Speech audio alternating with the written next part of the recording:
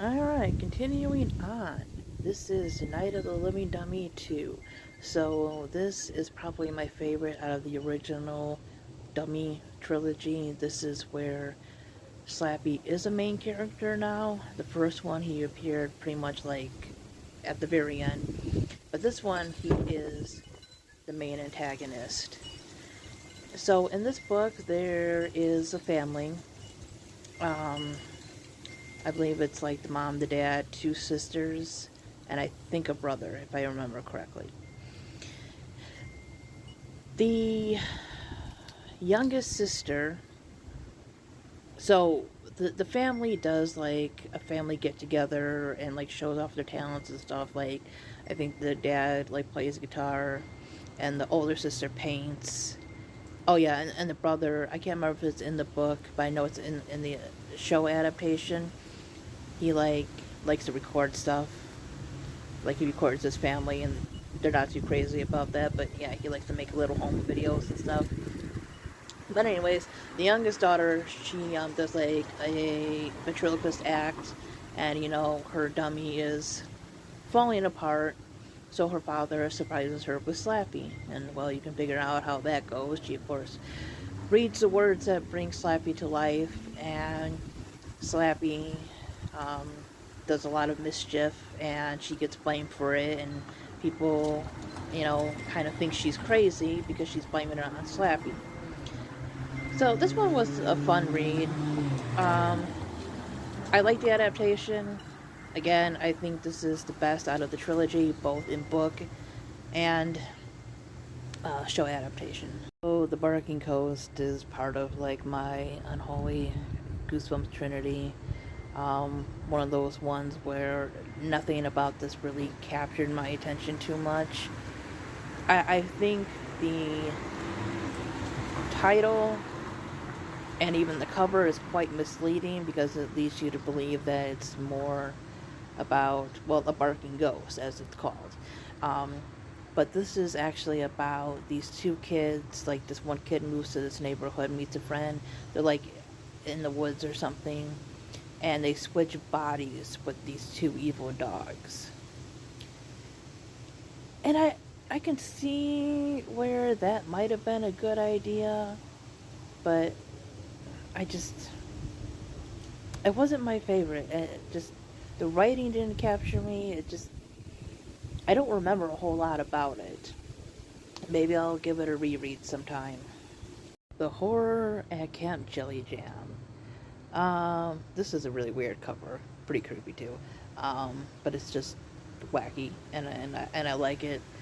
I understand why they would go with this cover because it kind of embodies the camp counselors that are at this place, and they can't really put the whole thing of why things are happening because obviously that would give the story away.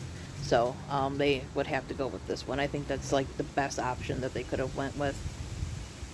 So this is about two kids that get left behind like on a trip. Actually, I think they're like in a trailer, and it actually comes undone, and they're like, they go off. And so, you know, they have to find a way to get in contact with their parents, and they end up coming upon this camp. And at this camp, people are like really competitive, and their slogan is like only the best. And then you find out why they're so competitive, and yeah, it's kind of out there. Not my absolute favorite of the camp ones, but this one was really fun. Revenge of the Lawn Gnomes. This one was more of the fun, spooky, silly kind of book that's good once in a while. Like, I like that Goosebumps has that balance of like the atmospheric, like really creepy horror, like for kids horror. And then they have the more like fun, adventurous, or silly ones, or even one that are kind of balanced, like this one or Attack of the Mutants, stuff like that. So this one is about these kids. and their father likes to like decorate their lawn. And then they have like this neighbor that is always complaining about things, and because they have like, I think those like lawn competitions and stuff going on and stuff. And the next door neighbor, he's like an older guy, and he's got like, I think roses or something, like, you know, he likes his lawn to like look neat and pretty and stuff like that. Whereas the father likes like more fun things, like, you know, the plastic flamingos and the lawn gnomes, and he brings home these plastic lawn gnomes that they think are ugly and just weird and everything. And then stuff starts happening because, you know, the lawn gnomes come alive at night. So yeah, this one I don't remember a whole lot because I read it like a few years ago, but I do really remember like enjoying it. I'm gonna have to reread this one at some point because I just read Planet of the Lawn Gnomes, and this one was definitely better. Shocker on Shock Street. So this is one of my absolute favorites, and it's also it has one of my favorite endings like ever in Goosebumps, because you definitely wouldn't have seen that coming. I like to think the original trilogy, for the most part, original trilogy. Why am I saying trilogy? Original series. I was thinking about Night of the Living Dummy, but anyways, but that still is part of the original 62. Anyways, so I want to say the original series had a lot of great twists, like stuff you didn't see coming. The only problem is that there are some twists that were repeated. Like there's one, and I'm just gonna put it out there, the monster one. That one was done at least 3 times, right? And obviously there's a certain book that came first, and I liked them all. I thought they were all uniquely done, but yeah. This one, though, I have not seen repeated yet, but I have not read all the books in the other series yet. But as for like the original series, I only seen this one once. So this one is about these 2 kids. This girl, her father works on these movies, or actually, I think he's just working at the theme park. I can't remember if he's working directly on the movies or from the theme park, but there's like this series called, I think, like Shock Street, and then they built like a theme park to go along with the movies and everything, and he's letting her and her friend test out the rides and stuff, and then of course the rides, things go wrong. They're kind of in danger, almost like how they were in One Day at Horrorland, but it's a much like different scenario. And I can't really go into too much more detail because obviously then I'd be giving away the book, and it makes a lot more sense about why the father acts the way he does once you get to the end. But yeah, it was a surprise, and I really enjoyed that one. So the Haunted Mask 2. So this is about Carly Beth's friends or frenemies, whatever you want to call it. I guess technically after the first book, they're more nicer to her, though. So if I remember right, their names are Chuck and Steve. I'm pretty sure that's their name. And for the life of me, I cannot remember which one gets this mask. I think it might be Steve. But anyways, he wants a mask like Carly Beth had because, you know, he's tired. I think his mom made him a pirate every year. It could be something else in the book, but I remember from the episode of the pirate. Either way, he's the same thing every year, which I don't get.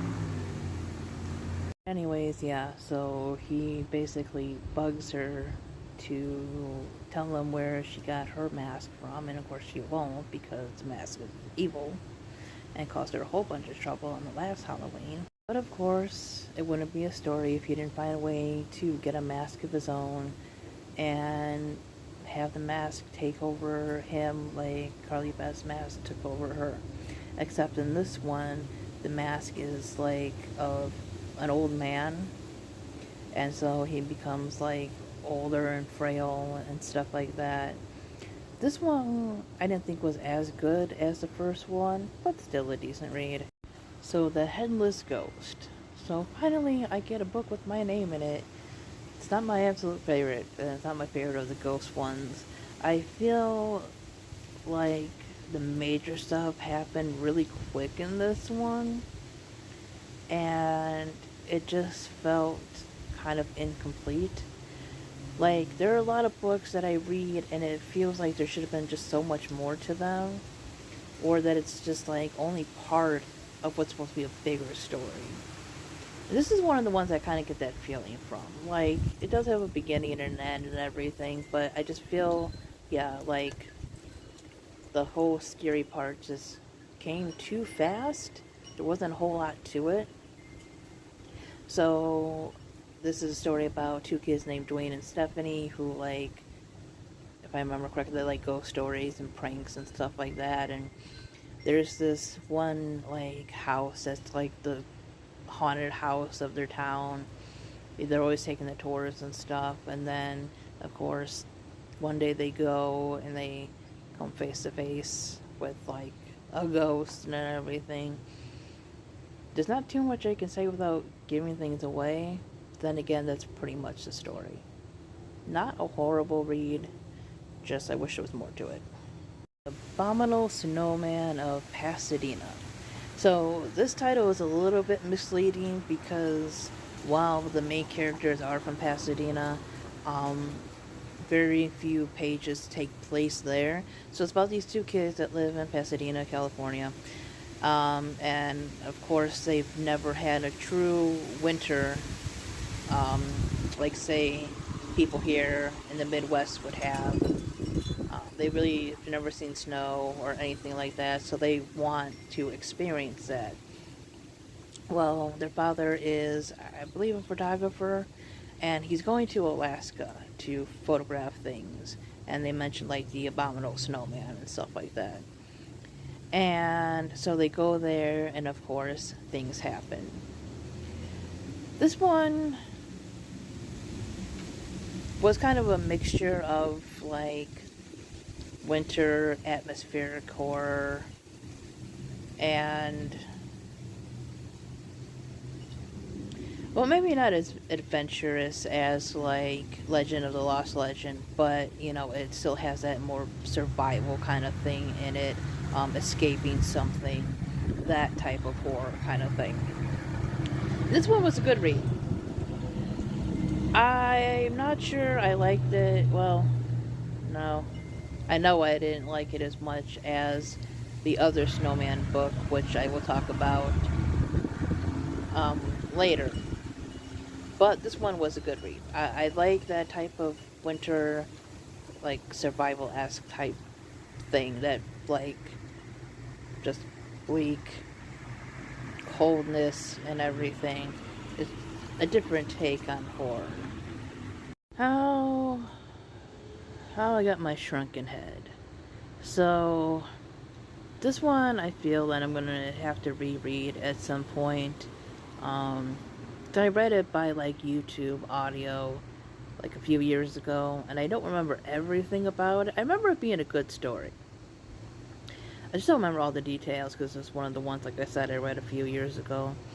But this is about a boy that gets a shrunken head from his aunt that, like, goes on different places, goes on trips to different places in the world. I forget what she does for a job, but she brings home this shrunken head for him, and then it, like, starts glowing and doing weird things. And this was a fun one. Interesting episode. But yeah, not a bad read. I just need to reread it again at some point. And finally, Night of the Living Dummy 3. This one, oh my god. Yeah. This, no, you know what? I take that back about the barking ghost. I think this one was worse. I think this would make up the trilogy with, You Can't Scare Me, and Go Eat Worms.